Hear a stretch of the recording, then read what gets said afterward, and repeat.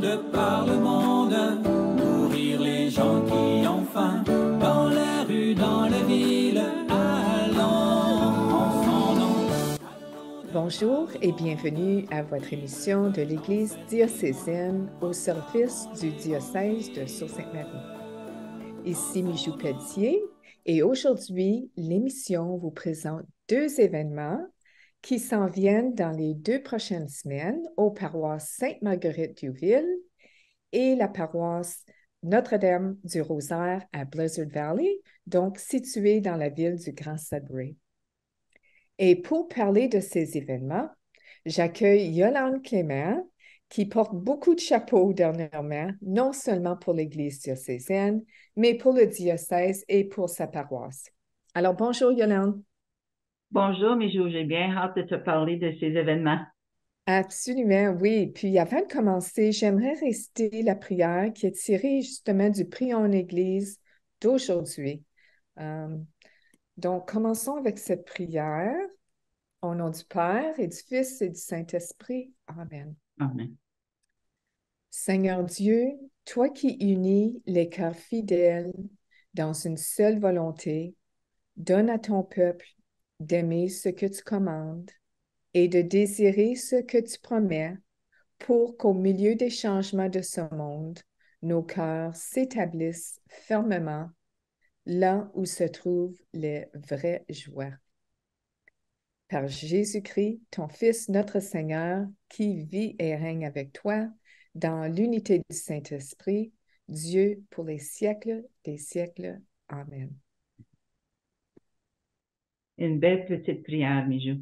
Oui, puis elle se réfère aux vraies joies. Puis c'est un peu notre mission ici à l'Église diocésaine, c'est d'aider nos téléspectateurs et nous, on chemine dans ça aussi, à découvrir puis approfondir ces vraies joies qui sont basées sur une relation plus intime avec Jésus. Alors, j'ai une question. Je commence la première question avec toi, Yolande. Sainte-Marguerite-du-Ville et Notre-Dame du Rosaire se préparent pour 3 semaines remplies. Premièrement, parle-nous de la visite paroissiale de Monseigneur Daoud. Oui, Monseigneur Daoud fera sa visite paroissiale, comme tu dis, à ces 2 paroisses, commençant le samedi 21 octobre au dimanche 29 octobre. Alors, et durant son séjour chez nous, il planifie de visiter toutes les écoles, les centres d'aînés, plein d'autres endroits, car il aime vraiment pogner le pouls de la communauté en rencontrant et jasant avec les gens. Et bien sûr, il va rencontrer également les comités, les bénévoles des 2 paroisses. Et connaissant le Père Robert, je suis certaine, j'ai aucun doute qu'on va avoir un souper en quelque part à l'intérieur de la visite de Monseigneur pour lui permettre de jaser davantage avec les nombreux bénévoles des 2 paroisses. Super. Oui, puis connaissant le Père Robert, sans doute, il va avoir plusieurs occasions, ou au moins une occasion de s'asseoir autour de la table puis de partager un beau repas ensemble. Alors, en plus de ces rencontres, il va y avoir plein d'autres activités. Parle-nous des autres événements. Je vais commencer avec la retraite. Monseigneur va prêcher une retraite intitulée Assembler le casse-tête de la foi. Cette retraite va avoir lieu à la paroisse Sainte-Marguerite-du-Ville les 22 au 25, alors du dimanche soir au mercredi soir, c'est 4 soirs. Et ce sera la première fois que Monseigneur va prêcher cette retraite en français dans notre diocèse. Et comme tu sais, Mijou, Monseigneur est parfaitement bilingue. C'est un pédagogue. Il aime enseigner. Puis j'ai suivi la retraite en anglais l'an passé à Our Lady of Hope à Sudbury. Et je vous dis que c'est pas une retraite comme les autres.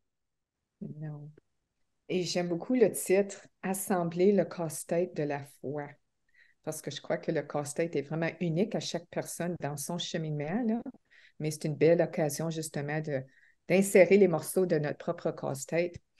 Puis j'ai entendu des bons échos de cette retraite et je sais qu'il l'a donné, entre autres, à Sault-Sainte-Marie. J'ai de la parenté qui a participé. Alors, pour l'avoir vécu toi-même, Yolande, dis-nous pourquoi que cette retraite n'est pas comme les autres. Alors, juste le titre, comme tu dis, Mijou, pique notre curiosité. Et pour l'horaire des 4 soirées, Monseigneur prêche pour 45 minutes. Ensuite, il y a une pause café de 15 minutes. Et ensuite, une période de questions-réponses pour 1 heure. Et environ 1 heure, ça peut être moins, ça peut être plus, dépendant du nombre de questions qu'il a. Alors, le dimanche soir, à 7 heures, c'est Qui est Dieu?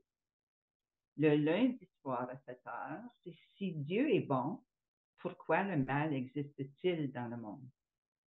Le mardi soir, à 7 heures, Si Dieu est bon, mais le mal existe, qu'est-il en train de faire? Et mercredi soir, à 7 heures, Si Dieu est bon, mais le mal existe, et Dieu est en train d'agir, comment est-ce que moi, je peux faire partie du plan et du programme de Dieu? Mais ce qui est encore aussi intéressant, sinon plus, c'est la période de questions-réponses qui suit après la pause. Lorsque j'ai suivi la retraite en anglais avec Normand, mon époux, on nous donnait un morceau de papier et un crayon en rentrant à l'église. Puis à la pause, Monseigneur nous invitait d'écrire nos questions sur papier de façon anonyme, bien sûr, on ne mettait pas notre nom. Et comme la fiche dit à l'écran, nous avons tenté de dérouter Monseigneur Dowd avec des questions du style. Bien, ça n'a pas marché. Personne n'a réussi. Et il a répondu à toutes les questions. Il n'a pas froid aux yeux de répondre à des questions controversées, bien sûr. Il y avait des questions trop personnelles à la personne. Alors, Monseigneur invitait les gens de façon anonyme, évidemment, d'aller le voir après et de façon privée. Mais c'était fort intéressant. Et mon époux m'avait averti, je vais y aller le premier soir, mais je te promets pas que je vais être là les 4 soirs, mais Normand est resté pour les 4 soirs, les 3 autres soirs. Alors, il a vraiment aimé la période de questions. Il a aimé la retraite aussi, là. Mais la période des questions, puis on sait que Monseigneur ajoute beaucoup d'humour dans ses réponses, mais aussi ajoute ses propres expériences de vie quand il parle. Alors, il n'a pas peur de montrer, de parler de son côté humain. Alors, je m'invite les gens à l'écoute qui peuvent se rendre de ne pas hésiter de venir à cette retraite. Et je peux ajouter que cette retraite est une vraie traite spirituelle. Puis le diocèse songe présentement de diffuser la retraite en direct les 4 soirs pour le mettre sur le site web du diocèse. Alors, espérons que ceci va pouvoir se produire. Excellent. D'accord. Et j'ajoute, Mijou, que l'Église diocésaine aussi va faire des émissions autour de la retraite en format abrégé, évidemment. Mhm. J'aime beaucoup la démarche. Il enseigne, donne un enseignement pour 45 minutes, une pause, questions-réponses. Oui, ça s'annonce bien. Alors, comme tu dis bien, c'est une retraite, c'est une traite spirituelle de participer à cette retraite. Ouais. Donc, après la retraite de 4 soirs, il y aura 2 célébrations du sacrement de la confirmation, je crois, hein? Oui, le jeudi et vendredi, les 26 et 27 octobre, puis j'ai parlé aux dames dimanche passé, puis il y avait déjà 55 confirmants. Alors, c'est ici, comme tu sais, Mijou, que Monseigneur compare les 7 sacrements à une bicyclette.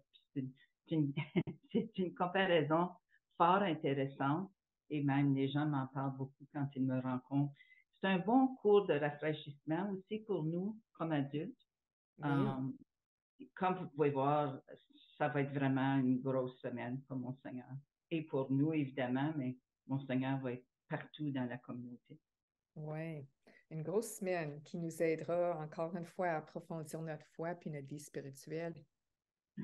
Et en plus même, Monseigneur présidera toutes les messes des 2 fins de semaine qu'il sera dans les 2 paroisses. Oui, comme tu dis, une grosse semaine pour Monseigneur. Et maintenant, allons au deuxième grand événement qui se déroulera à la paroisse Sainte-Marguerite-du-Ville au début novembre, dans l'exposition des miracles eucharistiques du bienheureux Carlo Acuti. Je sais que tu as fait une présentation aux deux paroisses quelques semaines passées. Parle-nous de cette exposition. Oui, puis les gens étaient vraiment excités de savoir que l'exposition s'en venait dans notre région. Euh, Sainte-Marguerite-Douville accueillera Madame Louise Normando. C'est elle qui anime les expositions guidées du bienheureux Carlo Acutis. Elle est responsable des expositions. Puis, mais avant de venir à Sainte-Marguerite-de-Ville, je tiens à souligner que l'exposition des miracles eucharistiques va être à North Bay les 27, 28 et 29 octobre, et on parle bien de 2023. Et ensuite, l'exposition ira à Noëlleville les 30 et 31 octobre et 1er novembre, pour ensuite venir à Sainte-Marguerite-de-Ville les 2, 3, 4 et 5 novembre. Et à cause de l'intérêt démontré, Madame Normando sera aussi à la Villa Loyola le 6 novembre. Alors, on va avoir beaucoup de promotions qui vont sortir. Les gens vont avoir la chance de voir les différents endroits, mais en tout cas, on a bien hâte de l'accueillir. Puis comme je dis, lors des présentations, les jeunes, les moins jeunes sont venus me voir après. Ils ont pris des morceaux de papier que j'avais avec des liens pour aller voir les sites sur Internet de Carlo Acutis et plein de YouTube. Alors, Super. on a pas mal hâte. À ne pas manquer. Hmm. Et il y aura 3 expositions par jour, présentation avec Madame Louise. Pour les écoles, je crois, j'ai bien compris que c'est Oui, pour les oui, écoles aussi. oui, on y a plusieurs écoles. Jeudi et vendredi, on vise une exposition le matin et une l'après-midi. Et toutes les écoles de la vallée même sont intéressées. Et en plus des écoles de la ville, je suis en train d'organiser l'horaire pour des écoles présentement. Puis le défi, c'est les coûts des autobus, c'est certain. Mais Madame Normando est prête même à ajouter une journée de plus le 7 novembre au besoin pour accommoder les écoles. Mais Madame Normando est un vrai bijou à travailler avec. Et le 7 novembre, est-ce que ça aurait lieu les présentations à la villa ou elle retournerait dans la vallée? Ça dépend des écoles. On planifie à Sainte-Marguerite-de-Ville. Mais encore une fois, elle est très ouverte à faire avec différents formats, mais comme c'est là, c'est pas certain encore. Mhm. Comme je dis, je suis en train de monter l'horaire pour les écoles présentement. Alors, chaque jour, je reçois des courriels. D'accord. Oui, moi, en tout cas, j'ai super hâte de la rencontrer et de voir l'exposition, là. Puis aussi, pour les gens qui nous écoutent, je tiens à souligner que dès la semaine prochaine, l'Église diocésaine vous présentera Madame Louise Normando dans une émission que Yolande animera. Et dans cette émission, Louise va parler du pèlerinage de 10 jours qu'elle vient de vivre en Italie avec l'agence Spiritour au mois de septembre cette année, 2023. Puis la tournée qu'elle a faite, ou le voyage, le pèlerinage, c'est sur le thème sur les pas du bienheureux Carlo Acuti. Alors, elle a vraiment marché dans les pas de Carlo pour mieux s'approprier toute cette exposition et mieux connaître le bienheureux Carlo Acuti. Oui, puis elle le connaît. C'est incroyable, Mijou. Quand j'ai présenté, j'ai fait les présentations dans les 2 paroisses. On pouvait, j'ai montré une vidéo de Madame Normando de 6 minutes à la paroisse Sainte-Marguerite-du-Ville où elle parle de Carlo, comment elle a appris à le connaître, parce que, comme tu sais, la pandémie a arrêté causé plein de changements dans nos vies. Entre autres, les gens ne pouvaient pas se rassembler dans les églises. Alors, elle a fait beaucoup de recherches à l'Internet et c'est là où elle a tombé sur le nom Carlo Acutis et tout ce qu'il faisait et tout ce que... Et à ce moment-là, il avait déjà été nommé bienheureux. Alors, elle a appris à le connaître et depuis ce temps-là, quand elle parle à sa vidéo et tout le monde peut l'accéder, c'est l'exposition qu'elle a faite à Granby au Québec. Quand elle parle, c'est comme Carlo est à côté d'elle. C'est vraiment spécial. J'ai bien hâte de la rencontrer. J'ai parlé plusieurs fois au téléphone et par courriel, mais j'ai bien hâte de la rencontrer face à face. Oui, ça me fait un peu penser, Yolande, à l'émission qu'on a faite justement sur Carlo Acutis avec Cécile Poulain. Puis elle aussi était comme une grande fan de Carlo, puis elle voulait que les gens sachent qui ce jeune homme était, puis la différence qu'il a fait, puis l'impact qu'il a dans le monde, surtout avec son exposition. Je suis contente que tu parles de cette émission-là, Mijou, parce que c'est à ce moment-là qu'elle a souligné, que ton invité, Cécile, avait souligné qu'elle espérait que l'exposition de Carlo vienne dans notre diocèse. Alors, puis j'aimerais te raconter comment ça s'est passé. Je m'en allais à Ottawa pour notre 50e anniversaire. Je reçois un appel du père Gérald Lajeunesse. Puis Gérald était vraiment, on savait que Gérald songeait d'apporter l'exposition à North Bay. Puis là, il dit, penses-tu que Père Robert serait intéressé? Puis penses-tu que Sainte-Marguerite d'Ouville serait intéressée? Je dis, oh, absolument, j'ai aucun doute qu'il va être d'accord et tout ça. Et c'est comme ça que des choses ont commencé. Père Gérald a communiqué avec Francine Maillé de Noëlville et c'est elle qui coordonne toutes les expositions à Noëlville et Père Gérald à North Bay et moi-même ici avec d'autres personnes ici à Sainte-Marguerite-d'Ouville. Alors, ça a juste au mois de juin, l'idée est venue, puis ça a juste cette boule de neige, puis on a vraiment hâte. Et il y a une affiche qu'on va pouvoir mettre dehors, comme 8 pieds par 10 pieds. Madame Normando va arriver avec des nappes. Il y a 132 expositions, différents miracles, 132 miracles qui sont expliqués sur des pancartes qui vont être montés sur des tables. Alors, tout est bien organisé, bien pensé. Moi, comme j'ai dit, j'ai bien hâte d'accueillir Mme Normando et l'exposition de Carlo, qui a été faite par Carlo, qui a été réalisée par Carlo avant son décès.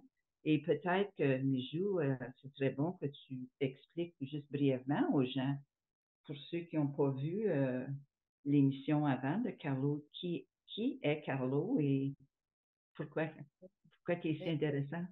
Oui, ben c'est un jeune Italien qui est décédé, jeune âge, il avait environ 15 ans. Il est décédé d'une leucémie foudroyante, là, mais dès sa jeune enfance, il n'a pas été élevé dans une famille très pratiquante, là, mais il était attiré, disons, à ce Jésus.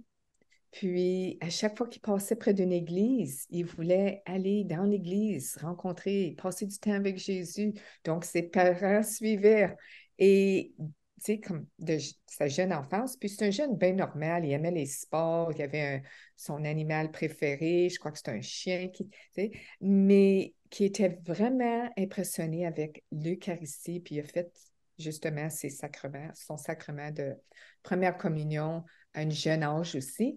Et de là, c'est là ça l'a piqué son intérêt à voir les grâces qu'on reçoit justement dans l'Eucharistie. Puis il croyait vraiment dans cette présence réelle de Jésus dans l'Eucharistie, alors qu'il a commencé à faire un peu de recherche à l'Internet sur les miracles eucharistiques. Puis, tu sais, il y a toute une évolution dans plusieurs siècles de ces miracles-là. Et je sais qu'après qu'on a fait l'enregistrement avec Cécile Poulain pour mieux connaître Carlo, on s'est posé la question avec le Père Roch ici, est-ce qu'il y a eu des miracles eucharistiques ici à Sudbury ou dans notre diocèse? Puis, s'il y en a eu, peut-être que ça n'a pas été souligné ou peut-être que ça demanderait l'enquête selon le Vatican. En tout cas, tout ça pour dire ce jeune homme-là, pour sa courte vie, a laissé une impression, un impact sur le monde entier, sur l'Église. Et j'encourage les gens parce que je trouve qu'on est vraiment choyés ici à Sudbury, North Bay et Noëlville d'avoir cette exposition, puis d'avoir Mme Normando qui va venir animer. J'ai super hâte, moi aussi. Ah oui, mais c'est incroyable quand j'ai lu le livre qui a été écrit par sa mère. Je veux dire, il y avait 6 ans quand il y a eu une permission spéciale d'avoir le sacrement de la première communion, le sacrement d'Eucharistie. Et il y avait juste 6 ans, puis il n'a jamais manqué une messe. Il allait à la messe chaque jour. Oui. Et l'adoration du Saint-Sacrement, je veux dire, il y a quand même, il était très proche à la Vierge Marie aussi. Alors, mais c'est incroyable. Puis à l'âge de 11 ans, ce jeune-là va chercher des livres du niveau universitaire pour savoir comment coder à l'ordinateur pour qu'il puisse monter cette exposition-là. Alors, tout ce qu'on va voir à North Bay, à Noëlville et à Sainte-Marguerite-d'Ouville, à Val-Thérèse, c'est ce que Carlo a réalisé lui-même. Oui. Alors, quand tu y penses, il y avait de 11 à, et décédé, comme tu dis, à 15 ans. Et ça a été très vite. Alors, tout ça a été monté dans probablement moins de 4 ans. Puis, ils l'ont découvert, sa mère l'a découvert après. Mais ce qui est intéressant aussi, puis je vais piquer la curiosité des gens à l'écoute, parce que Madame Normando, qui va passer à l'Église diocésaine la semaine prochaine, a rencontré la mère de Carlo en Italie lors de son pèlerinage. Elle a rencontré son professeur, un des professeurs de Carlo, puis aussi le monsieur qui prenait soin de lui ou qui, disons, il venait d'une famille assez bien. Il était un enfant unique. Il y avait une personne qui l'accompagnait pas mal, genre nanny. Alors, justement, oui. Puis cet homme-là qui était genre nanny, je crois qu'il était musulman ou il était d'une autre profession de foi et il était converti au catholicisme grâce à l'impact puis l'influence de ce jeune Carlo. Quelle belle histoire. En tout cas, très bien. Oui. Oui. Bien, écoute, Yolande, merci beaucoup d'avoir si bien résumé ces 2 événements qui ne pas à manquer.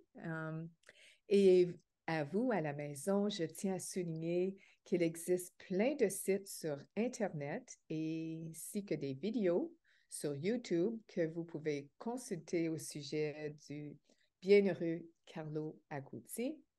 Vous pouvez même visiter son exposition qu'il a mis lui-même en ligne.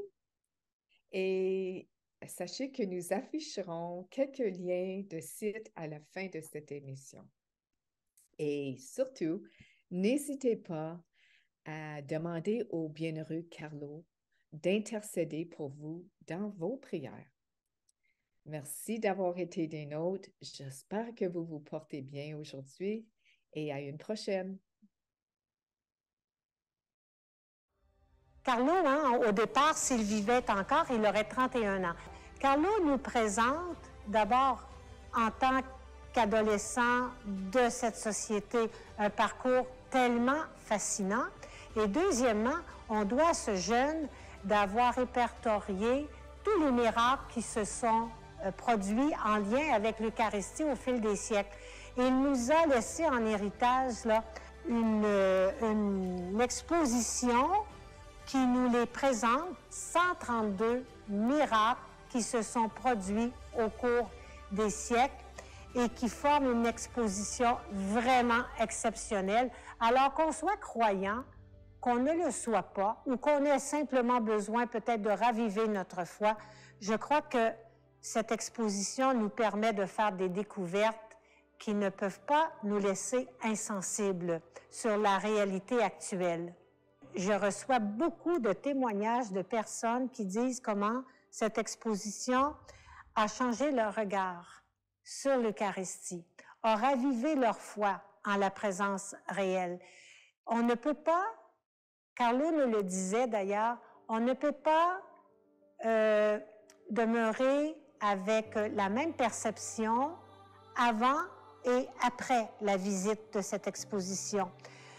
Vraiment, elle nous touche. D'ailleurs, Carlo nous dit que là où il est maintenant, dans le ciel, je suis certaine qu'il continuerait d'intercéder pour nous afin que notre regard soit transformé. Et les témoignages des gens viennent me confirmer que cette promesse que nous a fait Carlo, elle est réelle. Beaucoup de personnes me disent, moi, madame, là, je ne vois plus du tout lorsque je reçois l'Eucharistie ou lorsque je vais devant le Saint-Sacrement exposé, je ne vois plus du tout l'Eucharistie de la même façon. Oh Jésus, je t'adore, tout mon être se prosterne. Oh Jésus, je t'adore, toi qui m'aimes.